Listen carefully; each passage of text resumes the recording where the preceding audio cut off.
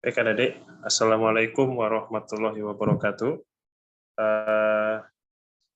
Bismillahirrahmanirrahim. Salawat serta salam semoga selalu tercurahkan pada Rasulullah Shallallahu Alaihi Wasallam.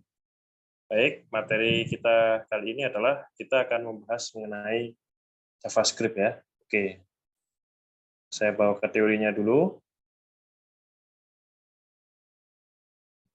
Nah, kalau kita ke JavaScript adik-adik ya, seperti yang saya sering gambar di sini, ya, ada 3 unsur pembentuk front end, yaitu HTML, CSS, sama JavaScript ya. Nah, kalau HTML itu kita hanya menyusun kerangka-kerangka dari sebuah web. Kalau CSS itu kita menyusun memperhias ya, memperindah gambar dari sebuah web ya. Kalau ini kan kemarin masih garing ya. Nah, setelah di sini ternyata sudah mulai cukup indah tampilan website kita ya. Cuman kelemahannya adalah kalau kita sampai berhenti ke CSS, adik-adik ya, maka website kita belum menjadi website yang interaktif. Ya, jadi kalau kita apa-apakan website itu dia nggak akan interaktif. Ya. Nah, oleh karena itu kita membutuhkan yang namanya JavaScript. Nah, makanya di sini ilustrasinya adalah website itu dikasih gambar otak ya, gambar otak sama gambar saraf. Jadi kalau kita disentuh ya, maka dia akan langsung ke otaknya, lalu dia akan merespon ya. Nah ini kita sedang membuat otak dari front end dari sebuah website ya. Baik. Nah ceritanya kita mau gimana nih? Ceritanya adalah kita mau bikin sebuah software numerik ya. Adik-adik perlu masih ingat tentang metode numerik ya. Nah sekarang kita akan bikin software tentang metode numerik. Nah, seperti ini ya. Nah, ini walau kita tekan, dia nggak akan keluar apa-apa, karena memang belum kita program JavaScript-nya ya. Nah, ini jadi kalau kita masukkan persamaan ya, nanti kita tekan hitung, ceritanya nanti adalah di sini akan keluar penyelesaian dari persamaannya ini. X-nya berapa? Ya. Oke ya, seperti itu ada di. Nah, sekarang kita akan user interface-nya udah saya kasih ada di ya.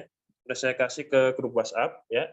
Jadi daripada kita susah-susah bikin UI-nya udah saya kasih ke adik-adik, jadi kita langsung memprogram JavaScript-nya dulu ya.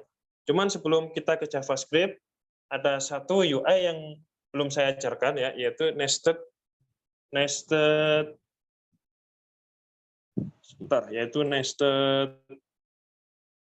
grid ya. Nah, nested column seperti ini ya. Jadi ini mau saya ajarkan dulu tentang nested column ya. Jadi ini ada, kalau misalnya kita bisa bikin kolom dalam kolom ya. Contohnya ini kan ada 2 kolom ya, tapi kita mau bikin 2 kolom. 2 kolom lagi di salah satu kolom yang terluar ya. Nah, ini. Jadi ada 2 kolom yang saya buat. Nah, sama kalau kamu bikin sebuah kolom di dalam kolom, maka grid-nya pun juga akan tetap terbagi jadi 12 span. Ini kan 12 span luar ya. Nah, grid kolom yang dalam ini juga bisa kamu bagi menjadi 12 span. Ya. Jadi ini kol 8, kol 4, ini kol 6 sama kol 6 ya. Begitu ada di. Ya, nah kita akan buat ya. Sekarang kita akan coba bikin supaya supaya tampilannya ini jadi sedikit lebih ke tengah ya dengan menggunakan Bootstrap ya. Dengan menggunakan Bootstrap kita akan coba membuat supaya ini nggak penuh ke sini tapi dia berada persis tengah ya. Oke, kita bisa gunakan grid adik-adik ya. Saya ambil contoh di sini. Ya. Ini saya sudah linkkan dengan Bootstrap ya. Nah, ini kan udah kita linkkan dengan Bootstrap. Dari CSS seperti ini. Nah, setelah itu di sini body seperti biasa kita bikin dia dengan kelas ya.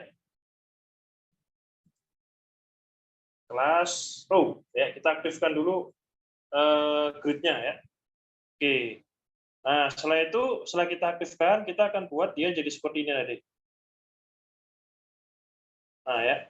3 call di sini ya. 6 call di sini, 3 call di sini. Nah, yang 3 call di sini kita kosongkan ya. Nah, seperti ini. 3 call di sini kita kosongkan, jadi yang ini yang mainnya. Kita buat dia jadi main. Yang ini kita kosongin ya. Oke. Caranya gimana? Nah, bisa di sini kita bikin div bayangan ya. Misal seperti ini. Div. Oke. Nah, di sini kita panggil kelas sama dengan call 3. seperti ini ya. Oke, nah di sininya lagi ya, kita buat lagi penutupnya, div lagi sama ya. Ini cuman ini kelas sama dengan call min 3 ya. Oke ya. Nah, yang di sini nanti kita bikin, ini kan div untuk utama ya. Nah, yang div yang utama ini kita kasih kelas sama dengan, tadi langsung pakai UI yang saya kasih di WhatsApp, download, lalu dimanipulasi seperti saya contohkan ya. Call min 6 ya, misal seperti ini. Style ya. Oke, misalnya kita tambahkan dengan menggunakan ini ya, kontainer, big warning seperti ini boleh juga ya.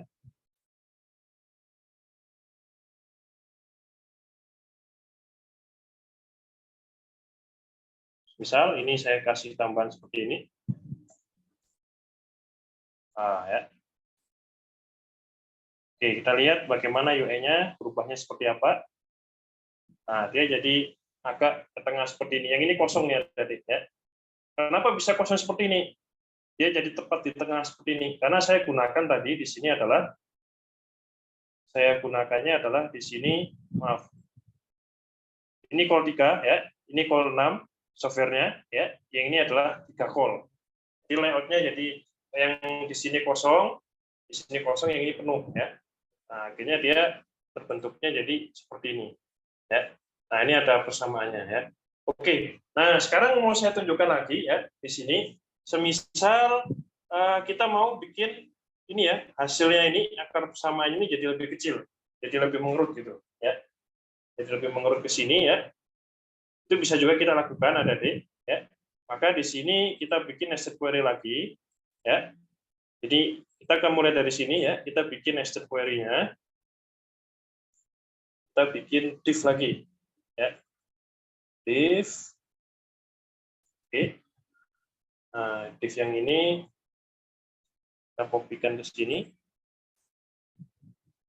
Maaf ya. Oke, kita copy di sini ada di div-nya. Ya, nah ini baru kita bikin nested column. Jadi ini kan sudah ada class row di sini. Nah, di sini kita juga bikin class row.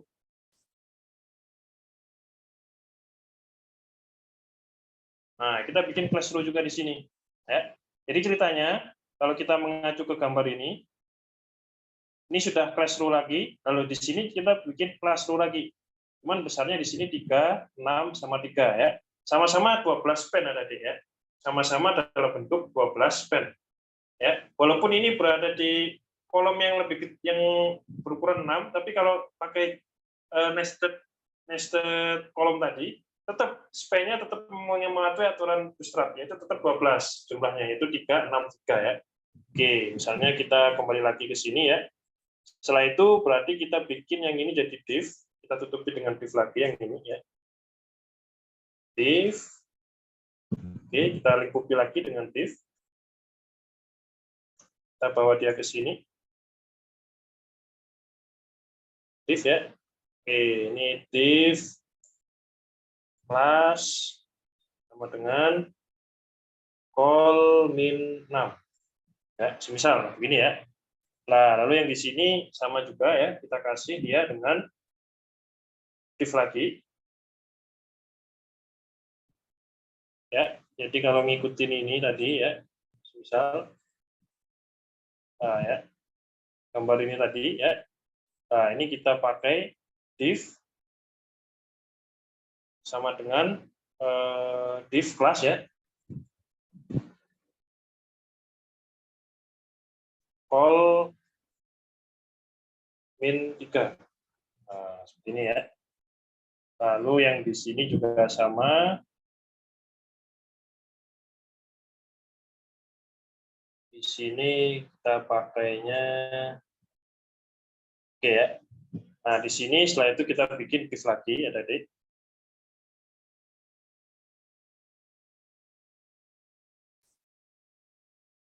Div ini kelas sama dengan call min 3 lagi. Nah, seperti ini ya. Saya tekan save.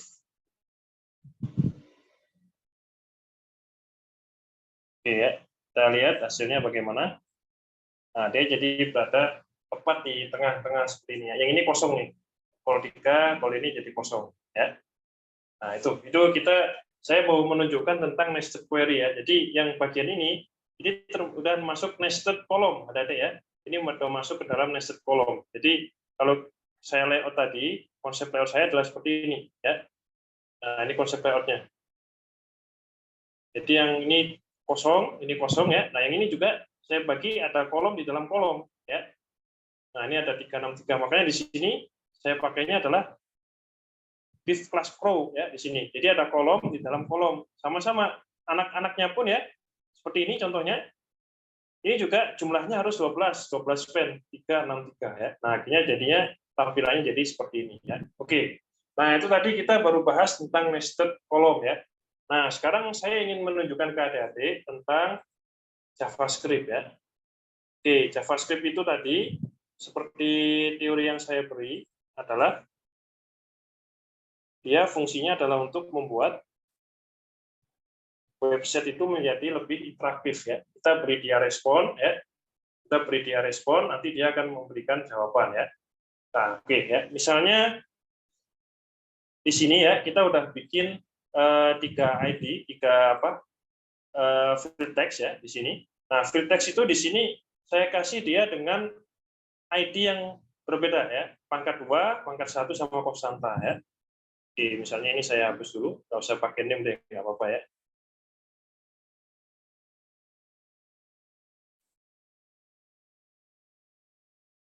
Nah, seperti ini ya. Jadi masing-masingnya ada di sini ya. Ini adalah punya ID pangkat 2, ini pangkat 1, ini konstanta ya. Seperti yang ada di dalam JavaScript ini. Pangkat 2, pangkat 1 sama konstanta. Saya kasih dia dengan nama ID ya. Nah, berikutnya ada button, ada tombol di sini ya. Di sini ada tombol hitung ini ya, cuman dia belum berfungsi apa-apa. Nah, di sini ada tombol yang namanya adalah button type ya. Oke. Nah, setelah itu di button ini, misal ya, kita kasih dia dengan event handling ya. Oke, kita kasih event dulu ya. Nah, di sini kalau kita klik on click ya, sebentar.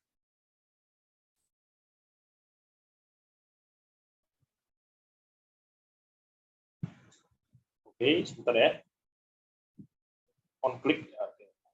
Kita pakai on click di sini.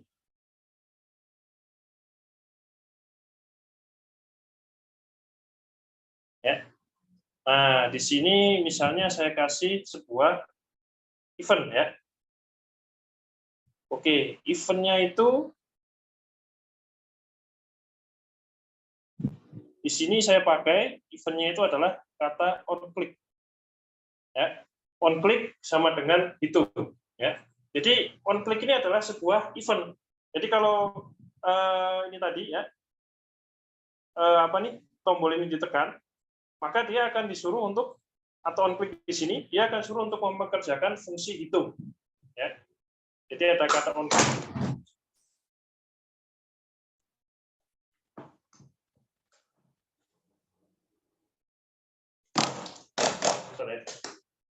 Oke ya.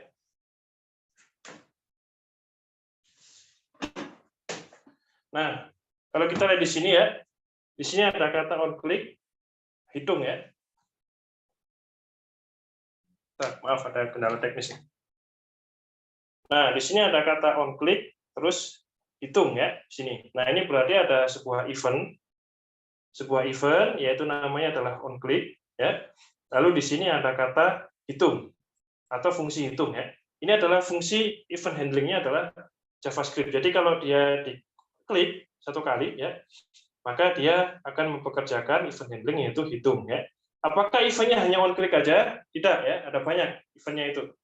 Nggak hanya on click, ada double click ya, ada misalnya on mouse, ada misalnya kayak mengarah ke lain-lain. Nah, ini hanya salah satu aja, salah satu event yang saya kasih nama on click. Jadi kalau yang ini tadi ditekan, maka dia akan langsung mempekerjakan fungsi hitung ya. Nah, fungsi hitung ini belum kita buat ya. Nanti kita buat dia dengan menggunakan JavaScript ya. Oke, nah semisal di sini ya saya buat lagi sekarang kita akan buat JavaScript-nya, ya. Di sini JavaScript-nya. Oke, caranya adalah di hit, ya, di bawahnya title ini, kamu tuliskan script seperti ini. Nah, ya, sampai seperti ini, ya, muncul seperti ini.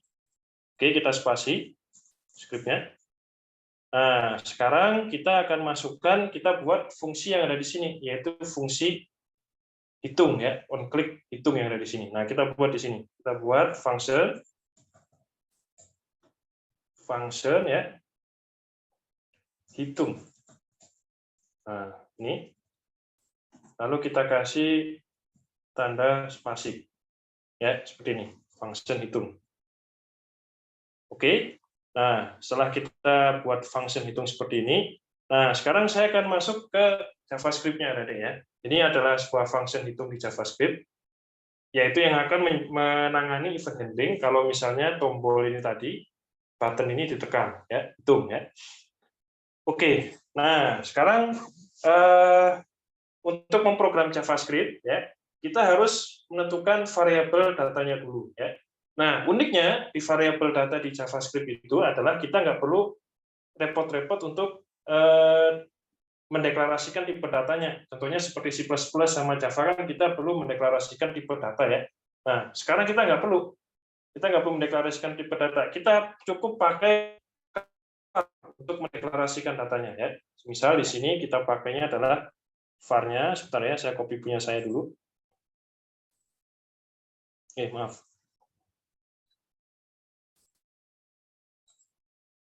Saya gunakan punya saya dulu di sini. Oke, var A, var B, ya.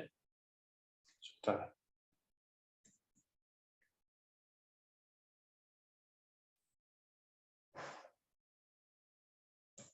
Nah, ini ya. Oke. Nah, di sini kita ada, saya gunakan ada 1, 2, 3, 4, 5, 6, 7, 8, ya. Ada 8 data. Ada 8 atribut maksud saya, ya. 8 atribut dengan tipe datanya adalah saya gunakan ini adalah var semua, ya. Kita di JavaScript itu keuntungannya adalah kita nggak perlu repot-repot mendeklarasikan tipe datanya. Cukup gunakan var seperti ini, lalu nama variabelnya apa? Nama variabelnya, ya. Ini ada 8 variabel yang saya buat, ya. Yaitu var f, semuanya pasti dia akan melihat, langsung dia akan mendeklarasikan tipe datanya begitu datanya masuk, ya. Nah, sekarang kita ke ini ada deh, yaitu var A, var B, sama var C, ya. Nah, coba perhatikan di sini ada kata document.getElementById di sini, ya. Lalu ada kata pangkat 2, pangkat 1 konstanta, ya. Dia merujuk kemana kalau di sini? Maka dia sebenarnya merujuk ke sini nih, ya, merujuk ke input teks yang saya buat. Ya, input teksnya kan ada kata pangkat 2, pangkat 1 sama konstanta, ya, yaitu di sini. Ini pangkat 2, pangkat 1 sama konstanta di sini, ya. Nah, lalu di sini saya buat ada var A. Ya. Ada kata var A di sini. Itu berarti bahwa var A itu merujuk pada apapun yang diinputkan oleh user di input tab pangkat 2. Var B itu merujuk pada apapun yang diinputkan oleh user di pangkat 1, ya. Var C ya apapun yang diinput oleh user di pangkat di konstanta, ya, yang ini. Nah, ini kan pangkat 2, pangkat 1 konstanta. Jadi misalnya saya masukin 1, 2, 1 gitu, ya. Nah, ini cuman belum ada fungsinya apa-apa, ya. Nah, belum saya refresh, ya. Oke. Seperti itu ada deh, ya. Dot value seperti ini. Ini cara untuk memasukkan angka tadi, ya, ke dalam variabel ABC tadi, ya. Lalu di sini ada kata parse in, ya, artinya apa? Artinya adalah saya ingin merubah tipe data yang ada di sini itu menjadi integer, ya, karena kan saya akan melakukan software numerik, ya, software metode numerik untuk melakukan perhitungan, ya. Jadi algoritma metode numerik mau saya buat software di sini, otomatis pasti tipe datanya adalah integer, ya. Cuma di sini ada ya, di sini bahwa kalau kita inputkan angka di sini, dia tipe datanya setiap input tab itu adalah tipe datanya adalah string, ya. String bisa dihitung nggak? String nggak bisa dihitung, ya. Tapi kita bisa di sini merubahnya menjadi integer dengan menggunakan parse in, ya. Parse in seperti ini, ya. Oke, ya. Nah, kalau sudah, sekarang kita kembali lagi ke algoritma, ya. mata kuliahnya yang di semester 1, yaitu algoritma pemrograman ya. Nah, ini misalnya kita gunakan if ya. Sebentar. Determinan dulu kita buat ya. If D lebih besar dari 0 ya. Oke ya. Nah, ini determinan itu adalah kalau di rumus matematika kan kita bikin B kuadrat min 4AC ya. Itu kan kalau akar persamaan kuadrat kan ini nggak boleh lebih besar dari 0 ya. Harus lebih besar dari 0 supaya jawabannya ada. Tapi kalau nggak ada, berarti jawabannya nggak ketemu ya. Misal ya. Misal di sini saya gunakan lagi else if ya. Else if. Nah, else if-nya itu adalah saya buat di sini sebentar.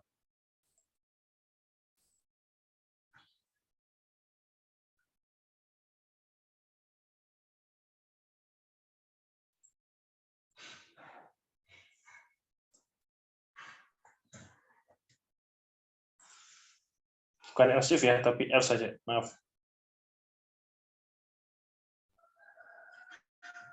Nah, maka dia akan mengeluarkan kata bahwa tidak punya penyelesaian. Tidak punya penyelesaian ya. Kalau misalnya D ini ya, determinannya itu adalah kurang dari 0. Ya, kalau di teori matematika itu kalau determinan kurang dari 0, maka dia akan bilang dia tidak punya penyelesaian ya. Oke, di sini ada kata hasil sama hasil 2 ya. Itu maksudnya adalah output. Ya, ini akan di-outputkan kemana ya. Nah, outputnya adalah di sini ada di. Saya pakainya merujuk ke sini ya. Jadi yang ada di sini ya, ini adalah ID hasil, ini adalah ID hasil 2 ya, seperti di sini. Saya akan gunakan P di sini ya. Nah, ini nanti kalau misalnya determinannya nggak ada, maka dia akan disuruh untuk mengeluarkan kata tidak punya penyelesaian dua-duanya ya.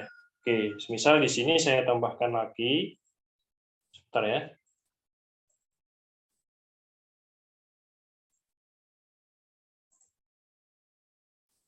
Nah, saya gunakan alert sini, sebentar ya.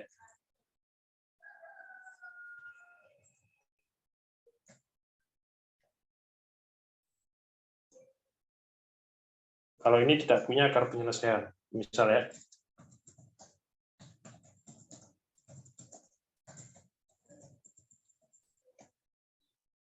Oke, misal begini ya, saya save. Nah, saya contohkan di sini ada D. Oke. Nah, ini misalnya saya agak ngawur nih. Misalnya 1, 1, 1. Ya, ini adalah soal yang jawabannya saya rancang dia tidak akan punya akar penyelesaian karena determinannya ya B kuadrat min 4AC-nya pasti kurang dari 0 ya. Oke, misal di sini saya hitung. Oke, sebentar nih, kayaknya ada yang salah nih.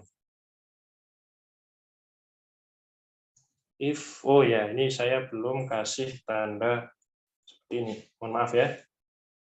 Kurung awalnya lupa saya ya. Fungsinya lupa. Oke ya, kita coba lagi.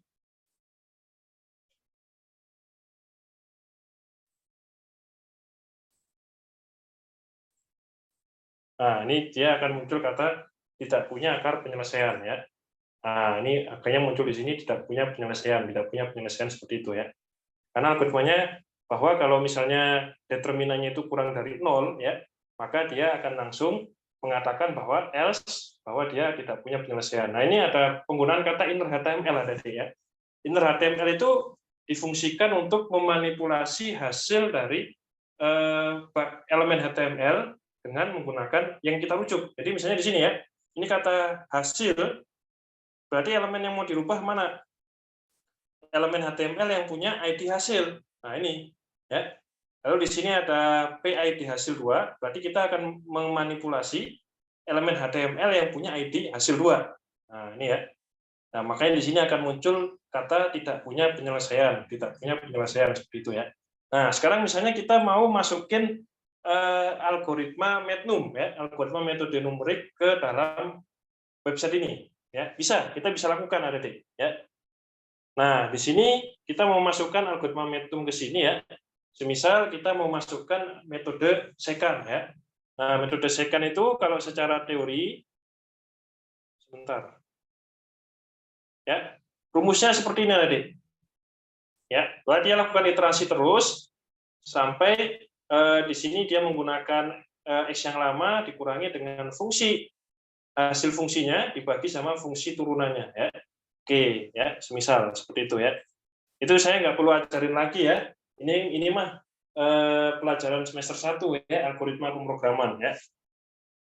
Nah, semisal adik-adik bisa langsung copy aja ya tentang algoritma saya ini.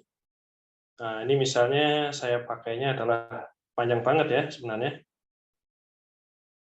Nah, ini dari sini ya, XC. Oke, ini saya nggak perlu jelasin lagi ya. Oke, semisal seperti ini. Saya copy ya. Nah, ya, ini panjang banget nih algoritma MATLAB-nya, tapi secara ininya sama ya. Sama kayak C++ ya. Nah, ini sama nih, pakai titik koma, pakai kurung berawal dan lain-lain ya. Itu silahkan adik masukkan di sini. Ini ada while-nya ya, pakai metode numerik.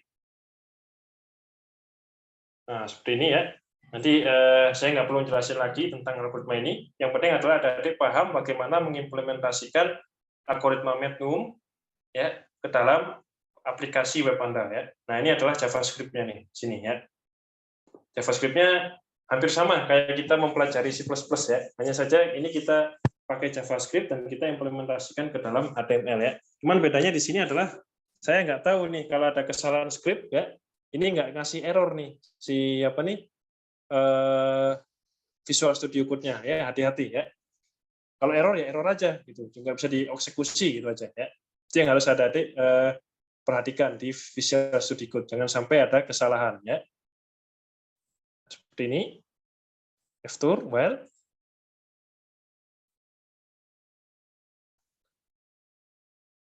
Oke ya, seperti ini ada adik. Nah, sekarang misalnya hasilnya ini, X-nya mau kita masukkan ke ini, ke dalam hasil 1 sama hasil 2. Boleh juga ya. Nah, ini misalnya kamu buat di sini.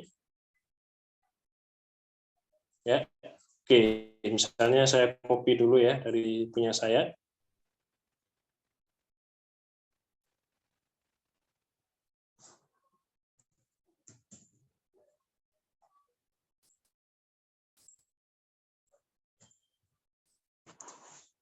Oke ya. Nah, ini jadi kalau misalnya ketemu, sebentar. Satu lagi kayaknya kurang nih.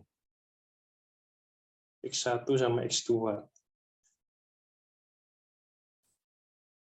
Ah, ini. Ya, mohon maaf.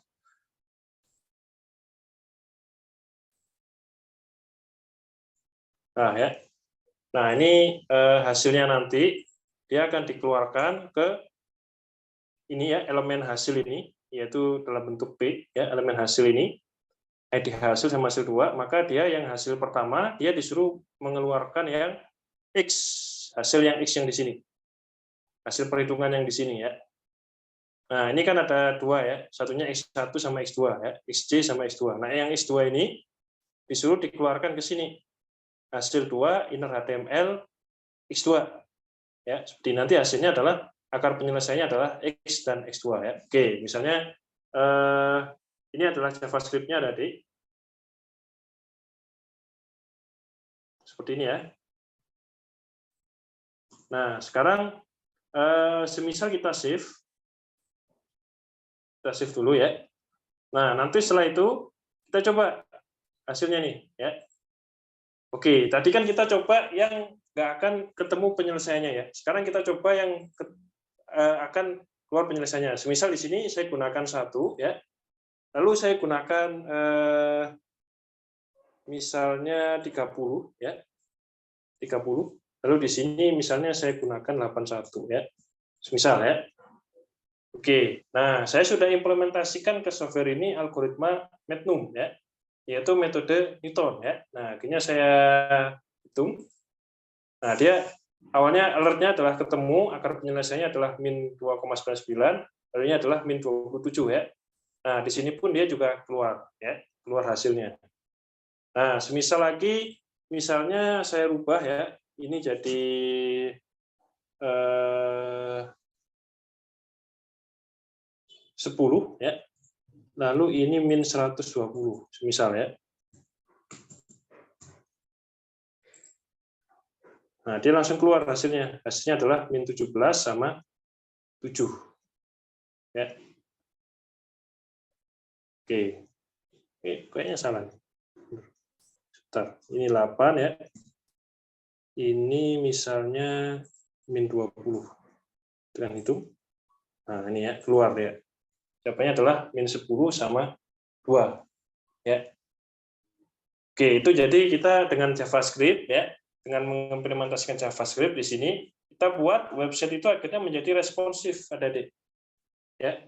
Ini kan ada event di sini ya, ada event hitung ya. Nah, si hitung tadi dia akan mengerjakan, ini kan ada event hitung di sini ya, on click hitung ya. Nah, si hitung tadi dia akan mengerjakan event handlingnya. Apa event handlingnya? Function hitung. Nah, ini saya var A, var B, var C dideklarasikan sebagai apapun yang diinputkan user di input text pangkat 2, pangkat 1 sama konstanta ya. Nah, lalu saya masukkan rumusnya di sini. Saya masukkan rumusnya di sini ya. Nah, nanti hasilnya dia keluarkan ke sini. Dokumen.getElementById hasil. Mana hasil? Yaitu elemen HTML yang punya ID hasil. Dan hasil 2 yang mana? Yang ini. Nah, ya, seperti itu ada ya. Itu tentang JavaScript. Ini akhirnya membuat website itu menjadi responsif ya. Cuman yang saya berikan ini itu adalah baru hanya hasilnya aja ya, baru hanya dasarnya saja ya. Nanti setelah UTS ya, kita sudah tidak belajar JavaScript yang murni. Kita akan mulai belajar yang JavaScript framework. Yaitu kita akan belajar React JavaScript ya, untuk animasi juga untuk single page application. Nantinya kita di pertemuan yang setelah UTS ya. Saya hanya ngasih di sini dasar ya, supaya adik sebelum masuk ke React, adik sudah paham tentang prinsip-prinsip dasar dari JavaScript ya. Ini tadi kita praktekkan baru JavaScript yang murni ya. Oke, nah untuk persiapan UTS ya, saya kasih clue dulu di sini. Ini ada tombol hitung ya. Sebenarnya hitung ini bisa juga dia nggak hanya berperan sebagai berperan sebagai tombol eksekusi ya, tapi dia juga di sini bisa berperan sebagai penghubung link ya. Saya ambil contoh ya. Misalnya saya tekan hitung ini. Misalnya saya rubah di sini adalah saya pakai di semester ganjil ya. Saya buka dulu. Maaf. Nah, ini misalnya saya buka yang matematika ya. Open with goods. Oke. Sebentar. Nah, ini oke, sebentar ya. Saya keliru nih, bukan yang ini. Seharusnya yang UP. Nah, ini.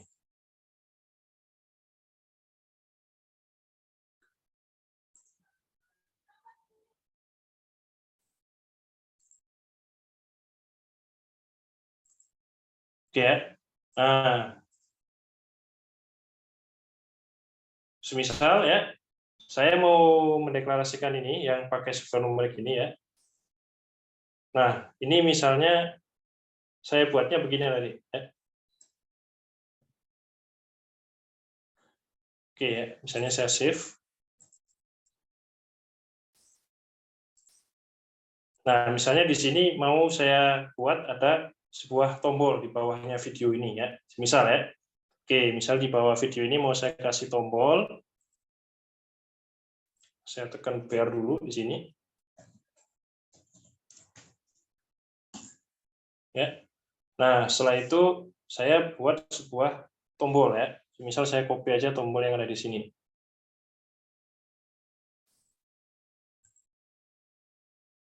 Tombol yang ada di sini saya copy dulu ya.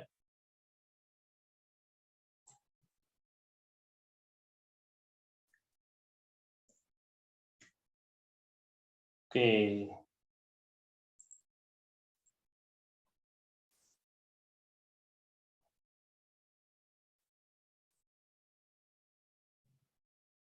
Oke, ini nggak usah ada on click, misal ya. Nah, cuman di sini misalnya saya kasih keterangan dia pakai software numerik ya.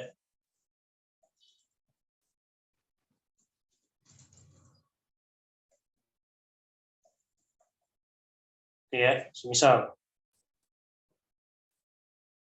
Nah, akhirnya kan di sini akan muncul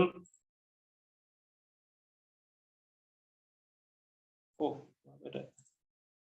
Sebentar.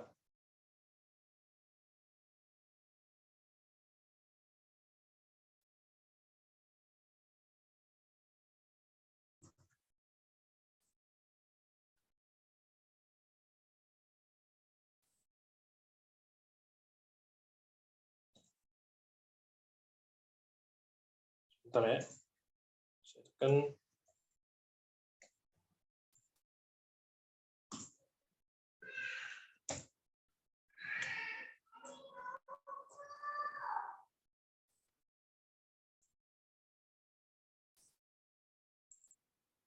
Nah, dia kan di sini ada tombol pakai software numerik ya. Cuman kan ini belum belum diklik kan belum ada apa-apanya ya. Nah, misalnya kita ingin supaya kalau misalnya ini ditekan, maka dia akan langsung merujuk ke software numerik yang ini ya. Nah, kita bisa memanfaatkan tombol ini dengan menggunakan link ya. Oke, jadi kita di link ini, nah di sini misalnya kita buat di tombol button ini ya, kita buat A ya. Oke ya. Nah, ini nanti yang di tombol ini, di button ini ya, kita lingkupi dia dengan tag A. Misal seperti ini. Nah, nanti yang di sini baru kita buat href ya. Button href. Maaf, salah. Seharusnya hrefnya di sini.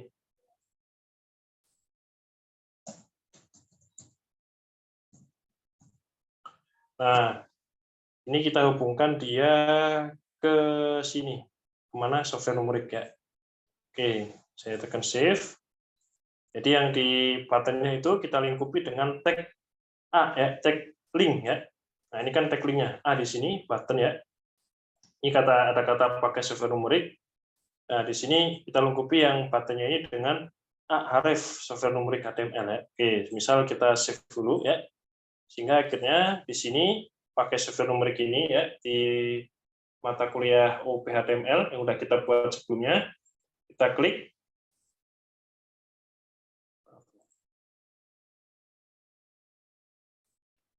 Nah, dia akan langsung menuju ke ini, software numerik ya.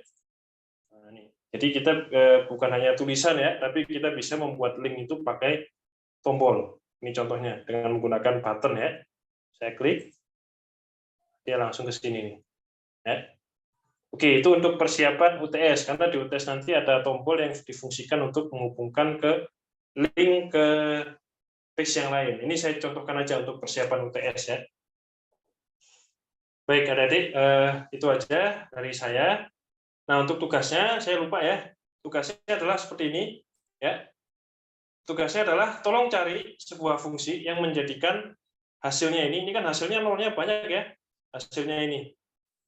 Nah, dia kan punya nol yang banyak nih. 0, yang banyak. Nah, tolong cari sebuah fungsi JavaScript yang bisa menjadikan hasilnya ini menjadi hanya 4 angka di belakang koma ya. Saya ulangi ya, hasilnya ini hanya 4 angka di belakang koma. Contohnya ini kan min 10 sampai panjang ya. Nah, itu usahakan adik-adik cari supaya hasilnya ini adalah 4 angka di belakang koma aja. Jadi 10,0000. Ini contohnya adalah bukan lagi 2,000107 ya, tapi jadi 2,0000. Jadi hanya memunculkan 4 angka di belakang koma ya. Coba cari fungsinya bagaimana. Yang kedua adalah yang saya praktekkan tadi adik, ini adalah JavaScript yang sifatnya adalah berada di dalam file HTML ya.